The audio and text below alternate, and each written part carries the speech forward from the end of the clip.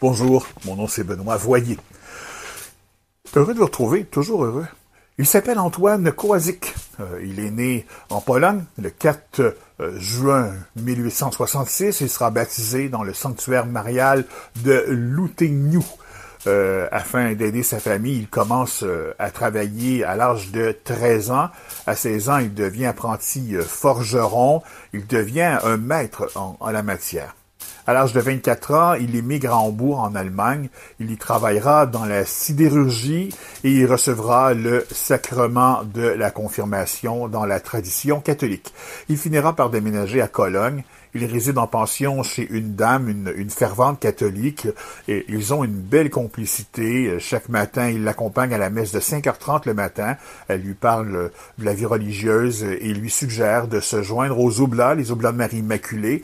L'idée plaît à Antoine et il fera son noviciat à Saint-Gerlach en Hollande. En 1892, on l'envoie travailler au Juniorat de Saint-Charles en Hollande. Pendant 4 ans, il est l'homme à tout faire. À plusieurs reprises, le frère Antoine se porte volontaire pour les missions. En 1896, le père Cassien Augier, le supérieur général, l'amène avec lui à Lac-La-Biche, en Alberta, au Canada. Il y devient mécanicien d'un moulin, un moulin à scie. Le 15 juillet 1897, le frère Antoine est victime d'un accident. Il a le bras droit cassé et la main déchiquetée. À son arrivée à l'hôpital général d'Edmonton, après un voyage de 6 jours, la gangrène oblige les spécialistes à procéder sans tarder à l'amputation. De 1897 à 1911, il travaillera à Saint-Paul-des-Métis. Il est ingénieur mécanicien, jardinier et dépanneur universel, c'est-à-dire homme à tout faire.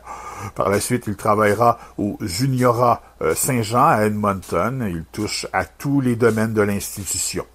De nature simple, humble et jovial, il n'est jamais question pour lui de vacances ni de retour en Pologne. Il marche toujours les yeux modestement baissés et le chapelet à la main. C'est un peu comme ça que les religieux vivaient à l'époque. On le surnomme le frère Ave, en hommage, en allusion à la Vierge Marie et au chapelet. Victime d'une paralysie, le frère Antoine Kowaczyk décède à Edmonton le 10 juillet 1947 à l'âge de 81 ans. Il a été déclaré vénérable le 27 mars 2013 par le pape.